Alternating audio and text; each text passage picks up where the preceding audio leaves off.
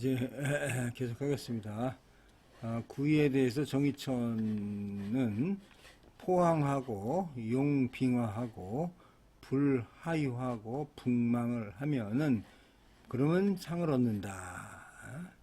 중도로 가서 상을 얻는다. 이렇게 네 가지의 덕을 얘기하고 있습니다. 천태의식입니다. 태의식이에. 근데 왕부지는 어떻게 설명하고 있는가 보겠습니다. 왕부지는 이것을 황을 멀리 있는 있는 사람이 아주 멀리 있는 사람을 포용한다는 의미로 보고 있습니다. 그래서 멀리 거친 것이 아니고 멀리 있는 사람을 포용한 겁니다. 그래서 황은 황복의 황이다. 그래서 가장 멀리 있는 땅에 있는 사람, 너무나 먼 곳에 자리 잡고 있어서 천자의 통치가 잘 먹혀 들어가지 않는 그러한 땅입니다. 이 택계에서는 유고효를 지칭합니다. 음이니까 아래에 자리 잡음이 마땅하지만 지금 이 계에서는 오히려 오효에 자리하고 있습니다. 유고효는 바로 이 위치 때문에 저절로 군자로부터 멀리 떨어져 있는데, 그런데 이에 대해 이 구이효가 중도로서 포용하며 그에 응하고 있는데, 이는 자신의 맡은 일에 용기 있게 나서는 이가 아니고서는 할 수가 있는 일이 아닌 것이니, 그래서 배도 없이 맨몸으로 강을 건너감이라 하였습니다. 이는 유고효가 비록 사람들과 소원한 마음을 가지고 있지만 그를 버리지 않음이니, 벗들이란 초규호, 초구, 구삼 양효를 가리킵니다. 지금 이들 세 양이 지금 막 무리를 이루어 안에서 이를 버리고 있는데, 구이효가 이들과 굳이 당파를 이루는 데만 마음을 두껍게 닫지 않고 멀리 육오효의 쓰임을 거두어 드리고 있는 것이니, 이는 바로 한쪽으로 치우치지도 기울지도 않으며 중도에 대해 숭상함입니다. 효사에서 숭상을 받는다라고 한 것은 도가 크면 임금의 덕이 합치하니, 구이효가 비록 아래에 있기는 하지만 실제로 임금 노릇을 한다는 의미가 되는 것입니다. 군자는 마음속에 가까이 두고 소인은 밖으로 멀리함은 사람을 기용함과 내침에서 크나큰 법칙입니다. 그런데 군자가 벗을 얻어 서로 숭상하는 나머지 소인을 지나치게 멀리하며 능력에 맞게 사람을 쓰지 못하면 제 당파에 기댄 채 서로 간에 다툼을 벌이는 폐해를 낳게 됩니다. 그러므로 군자로서는 비록 소인을 멀리한다고 하더라도 일찍이 그들에게 지위를 주고 그들이 마음먹은 것을 통하게 해주지 않음이 없어야 합니다. 이렇게 하여서는 툭 터져 누구에게나 열린 위대한 공정사회를 이루는 사람이면 사람이면 모두 가득 차게 됩니다. 이것이 바로 군주와 신하 사이의 뜻이 소통하여 위아래가 한마음이 되는 융성함입니다. 그런데 이응은 자기들끼리만 어울리는 풍교를 없애지 않은 탓에 사악한 황관들의 당파로 인하여 이러한 형국을 올라타서 서로 간에 처절한 싸움을 벌이도록 하는 빌미를 주고 말았습니다.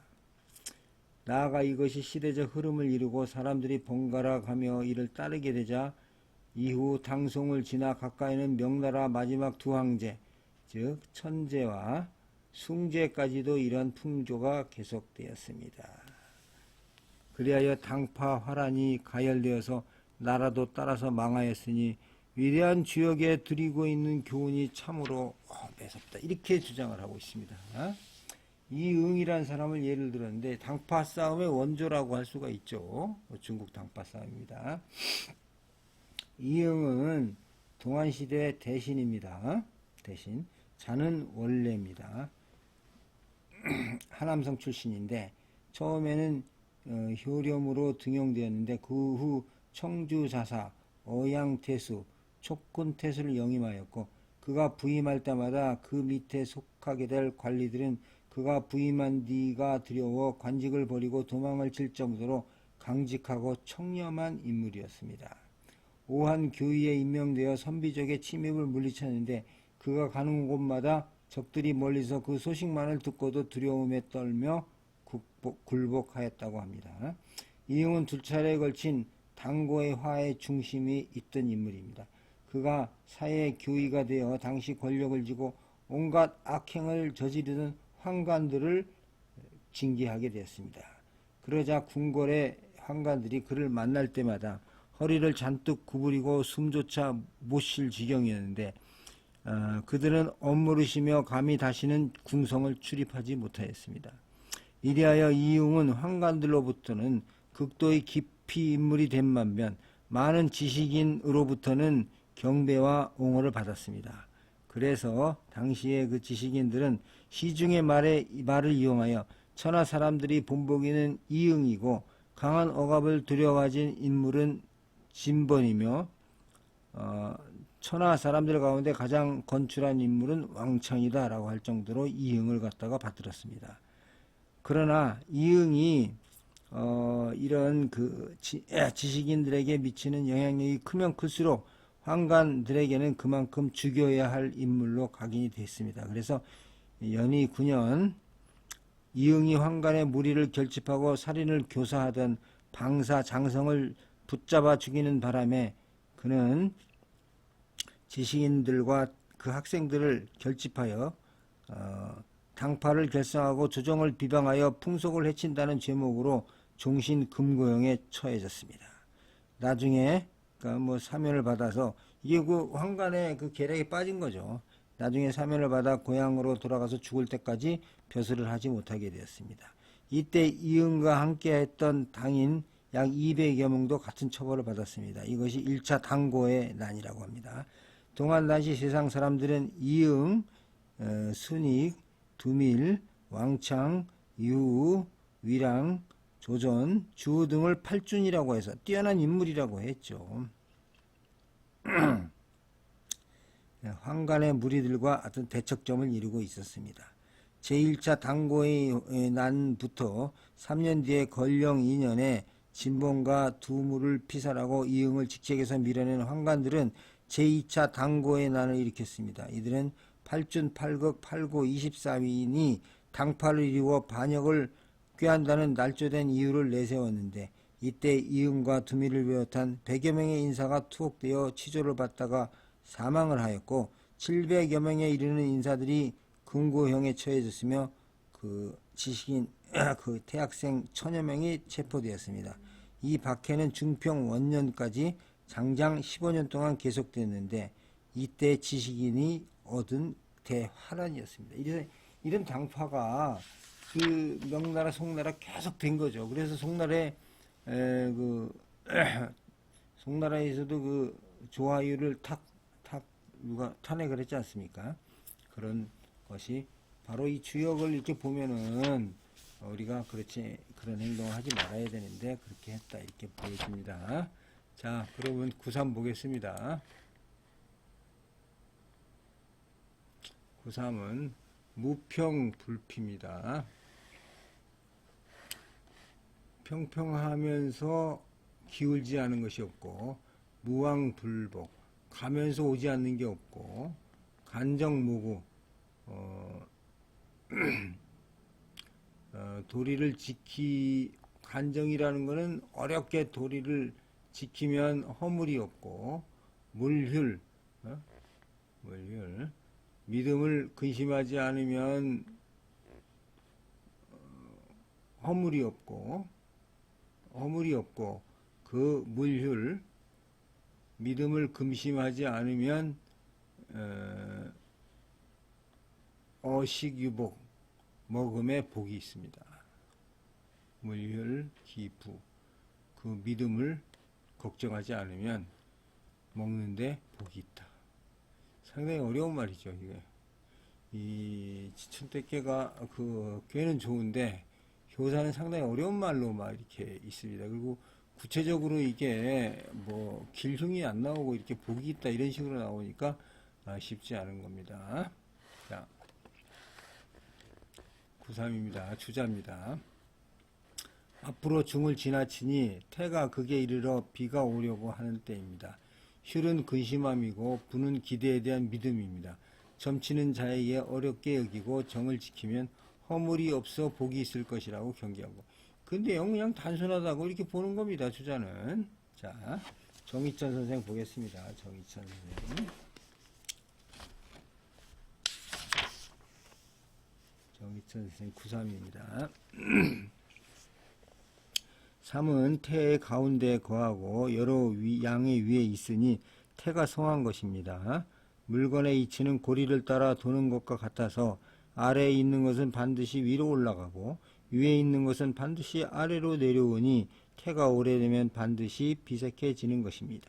그러므로 태가 성하고 양이 장차 나아가려고 할 때에 경계하기를 항상 평안하게만 하고 험난하지 않은 것은 없다고 하였으니 항상 편안함을 없음을 말한 것이요 항상 가기만 하고 돌아오지 않는 것은 없다고 하였으니 음이 마땅히 돌아올 것임을 말한 것이니 평평한 것이 기울어지고 갔던 것이 돌아오면 비가 되고 마땅히 천리의 필연성을 다 알아서 태의 때에 당하여 감히 안일하지 아니하여 항상 사례를 어렵게 여기고 시위를 정고하게 하여야 하니 이와 같이 하면 허물이 없을 것이니 태에 대처하는 도는 이미 어렵게 여기고 정도를 지키면 항상 그 편안함을 보존하여 수고롭게 걱정하지 않더라도 구하는 바를 얻을 것이니 기대하는 바를 잃지 않음이 부이고 이와 같으면 녹식에 있어서 복과 유익함이 있을 것입니다.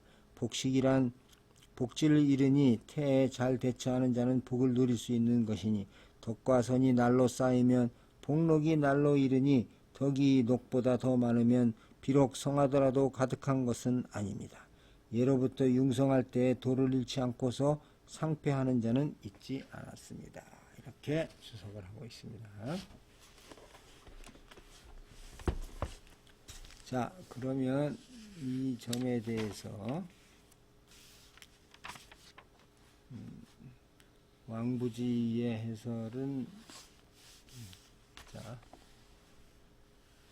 이제 육사를 넘어가겠습니다. 그러면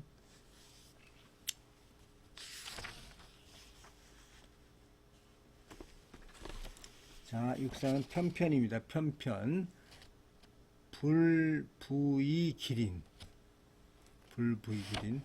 편편하게 불부이 기린 그 이웃들과 함께 부유하지 않으면서 그 이웃들과 함께 하여서 불계이부 경계하지 않아도 서로 믿는다.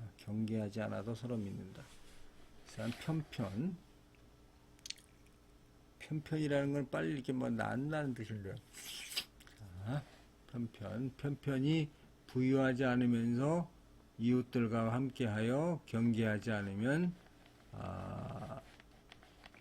서로 믿는다. 자, 주자 선생입니다. 자, 주자 선생은 이미 중을 지나쳤으니 택계는 이미 끝에 다다른 것이다. 이 세 개의 음이 편편히 아래로 돌아와서 부유함을 기다리지 않아도 동료들이 따라오니 경계하고 명령하지 않아도 믿는 것이다. 그 점은 소인들이 모이고 사기어 정도를 해침이 되니 군자가 마땅히 경계하여야 할 것이다. 음효는 허하고 양효는 실함으로 무릇 부유하지 않다고 말한 것은 모두 음효다. 이렇게 설명하고 있습니다.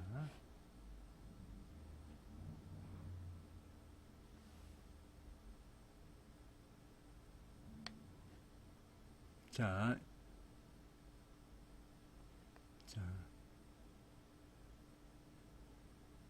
육사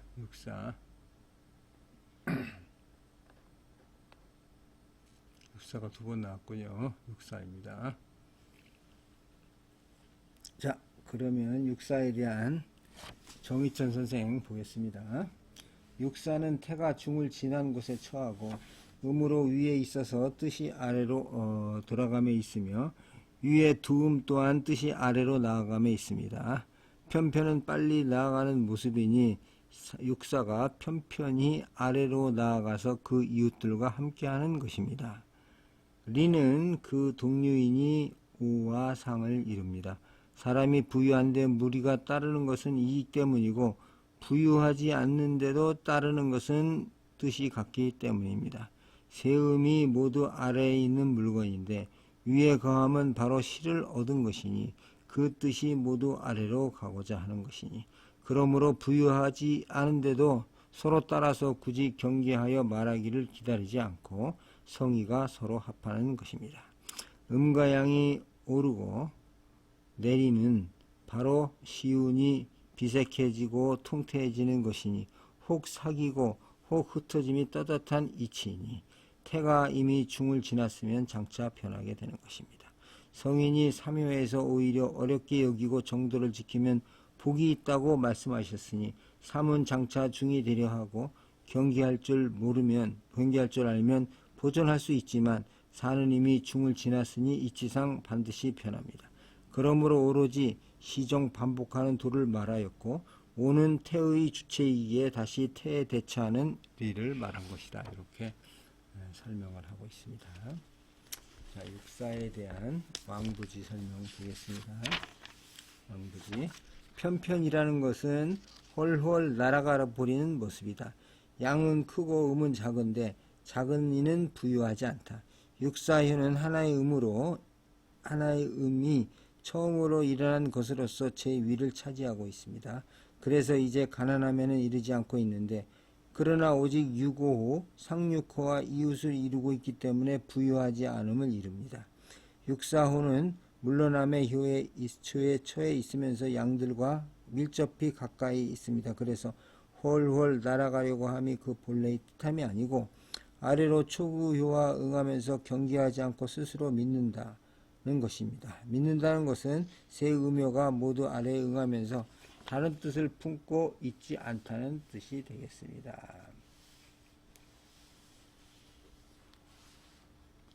자, 그 다음에 유고인데 유고가 이게 아니고 이게 제을귀매입니다. 제을귀매. 제을이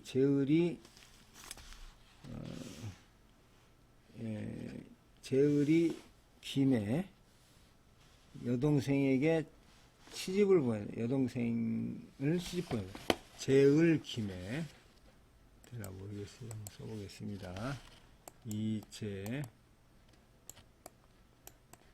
제을이 귀매라는 거는 이제 이거 참 안 돼.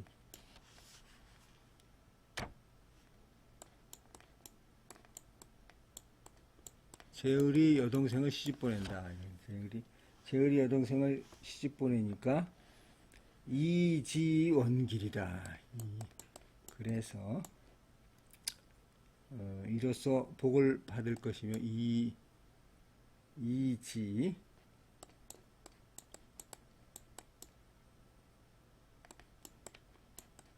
원길이다. 이렇게 제을이 여동생을 시집 보내미니 이로써 복을 받고 크게 형통하다 이런 뜻이 되겠습니다. 자, 제을김의 이지원길입니다. 죄송합니다. 이건 틀렸습니다. 미스가 났군요. 인쇄에서. 자, 유거는 음으로써 존의에 있으며 주자. 유거는 음으로써 존의에 있으며 택계의 주인이 되고 유하고 중으로 자기를 비워 학계의 구의에 응하니 기란도입니다. 제을이 여동생을 시집 보낼 때도 일찍이 점을 쳐서 이 효를 얻었으니 점치는 자가 이와 같이 하면 복이 있어서 크게 길할 것입니다. 무릇 경에서 옛날 사람이라고 말한 것은 고종과 기자 같은 유의 인물이니 모두 이와 같습니다. 이게 제을이 김해인데 제을이 여동생을 시집 보낸다는 거가 있지만은 또 이제 왕부지는 제을이 어린 소녀를 맞아들여서 결혼한다 이런 뜻도 있습니다. 사람이 다 해석이 다 틀린 것이니까 그렇게 알고 요거에 대해서 정희천 선생 줄을 보겠습니다. 사책에 탕왕을 일러서 천을이라고 하였고 그 뒤에 제에 조을이 있었으니 또한 어진 임금이었으며 그 뒤에 제을이 있었습니다. 그러니까 탕왕, 천을, 제, 조을, 그 다음에 제을이죠. 서경 다상에 이르기를 성탕으로부터 제을에 이르기까지 덕을 밝히고 제사를 공경히 받들지 않은 이가 없었다라고 하였으니 제을이라 칭한 자가 누구인지 알 수 없지만 효의 뜻으로 살펴보면 제을은 왕희 공주를 하가시키는 예법을 제정한 자일 것입니다. 예로부터 제왕의 딸을 비록 모두 하가시켰지만 제을에 이른 뒤에야 예법을 제정해서 그 존귀함을 낮추어 남편에게 순응하게 하였습니다. 유고가 음녀로서 군위에 거하여 아래에 구위에 강명한 현자에게 응하니 오가 현신에게 의지하고 신임하여 순종하기를 제을이 여동생을 시집보내듯 하여 그 높임을 낮추어 양에게 순종하게 하면 복을 받고 크게 선하여 길할 것이다. 원길은 크게 길하고 지극히 선한 것이니 태를 다스리는 공을 이루었음을 이룹니다. 이렇게 해서 이 제을이라는 사람이 자기 여동생을 시집 보낸다. 이렇게 해서 그런 뜻으로 보고 있는데 왕부지 선생은 제을이 소녀에게 장가를 드니까 복이 있고 원래 길하다 이렇게 얘기하고 있습니다. 자 보겠습니다. 상나라 천자 가운데 을의 명어를 쓰니가 꼭 하나가 아니어서 여기서 말하는 제을이 어떤 천자인지 모르겠습니다. 기매와 여기는 다릅니다. 여기는 여자가 남자의 집으로 시집 가는 것이고 이것이 정상입니다. 이에 비해 기매는 남자가 부인을 얻기 위해 그 집을 가는 것입니다. 이는 후세의 최소와 같은 것인데 변형된 형태라고 할 수가 있을 것입니다. 혼례는 주나라 때 대대적으로 확정되었는데 상나라 때 아마 남자가 여자 집으로 간 것 같은데 천자라 할지라도 어쩌면 그랬을 것으로 보입니다. 그래서 역경에서 두 번에 걸쳐 제을을 말하고 있습니다. 남자가 밖에 있고 여자가 안에 있는 것이 정상인데 이 택계는 양이 2호에 자리 잡고 있고 음이 5호에 자리 잡고 있어 이는 남자가 여자에게 굴종함이며 여자는 그 위에 주인 노릇을 한다는 것입니다. 여기에 기매의 상이 있습니다. 그런데 제율이 장가든 부인은 부드럽고 순종적이며 중종하여서 그 군자에게 교만하지 않은 채 가정을 꾸려갑니다. 그리하여 마침내 복을 받는 것이니 여기에 비해 변화했지만 그 올바름을 잃어버리지 않는다는 것입니다. 지금 이 6호효는 음과 양의 위치가 바뀐 것으로서 부드러움이 중위를 차지하고 있는 채 구이효의 득중한 구셈에 응하고 있으니 이는 제1의 기람과 합치합니다. 이렇게 해석을 하고 있습니다. 자, 그 다음에 상륙입니다. 상륙. 성복어황, 성복여왕. 성이 무너져서 이제 벽돌 해자로 돌아가니 물용사, 군대를 쓰지 말아야 할 것이고 자읍 고명, 읍으로부터 고명할 것이니 굳은 도리를 지키더라도 부끄럽다. 아쉬움이 있다. 부끄럽다. 이제 좀 부끄럽고 좀 아쉬움이 있다는 그런 의미가 되겠습니다. 성이 해자로 돌아간대. 성이 무너져 벽돌로 돌아가미니 군사를 쓰지 말 것이고 읍으로부터 이 내용을 갖다가 얘기할 것이니까 고든도리를 지키더라도 부끄럽고 후회스럽다는 얘기입니다. 자, 주자 선생입니다. 자, 택계가 끝에 이르러 허물어짐은 성으로 무너져 벽돌 자체로 돌아가는 상이니 점치는 자에게 힘으로 다투지 말라는 뜻이 되겠습니다. 다만 스스로 지켜야 하니 올바른 얻더라도 부끄러움을 면치 못할 것이라고 경계한 것입니다. 자, 이와 관련된 우리 정희천 선생 부축 보겠습니다. 정희천 선생. 자, 성이 무너져서 해자의 흙을 파서 쌓아 성을 이룸은 시도를 많이 쌓아 태를 이룬 것 같습니다. 태의 종에 미치면 장차 부로 돌아갈 것이니 성의 흙이 무너져서 다시 해자로 돌아가는 것과 같습니다. 상은 태의 종인데 육이 소인으로 여기에 처했으니 장차 비색해질 것이고 물용사는 군대를 쓰지 말라는 것은 군주가 무리를 쓸 수 있는 까닭은 상하의 정이 통하여 마음으로 따르기 때문인데 이제 태가 장차 마치려 하매 태의 도리를 이뤄 상하의 정이 통하지 못하고 민심이 이반되어 윗사람을 따르지 않으니 어찌 쓸 수가 있겠습니까? 쓰면 혼란해지니 무리를 이미 쓸 수 없다면 바야흐로 친근한 곳으로부터 고명을 하여야 하니 비록 고명하는 것이 올바름을 얻더라도 또한 부끄러운 일입니다. 읍은 거주하는 곳으로부터 친근한 곳을 가까운 곳을 이르니 대체로 고명함은 반드시 가까운 곳에서부터 시작을 하여야 하는 것이니 무릇 정과 흉과 정과 이는 두 가지 뜻이 있으니 정고하게 이것을 지키면 흉하거나 부끄러운 경우가 있고 비록 정도를 얻더라도 또한 흉하거나 부끄러운 경우가 있습니다. 여기에서 정흉이라지 말하지 않고 정인이라고 말하는 것은 장차 비색해질 때에야 비로소 고명을 내림이 부끄러울 만하기 때문이니 비색함으로 고명으로 말미암은 것은 아닙니다. 자, 이렇게 하고 있고, 자, 왕부지 선생입니다. 왕부지. 해자는 성 주위를 빙 둘러서 판 도랑인데 거기에 물이 없는 것입니다. 성이 기울어지면 흙은 해자로 돌아가는데 상륙효는 음으로써 높은 데 위태롭게 처해 있으니 그 추세는 반드시 기울게 되어 있으니 음양의 위는 모두 12인데 이것들이 앞쪽과 뒤쪽으로 밝게 드러나는 쪽과 어둠에 쌓여 드러나지 않는 쪽을 이루며 각기 절반씩 차지하고 있는데 순환하면서 이들이 드러납니다.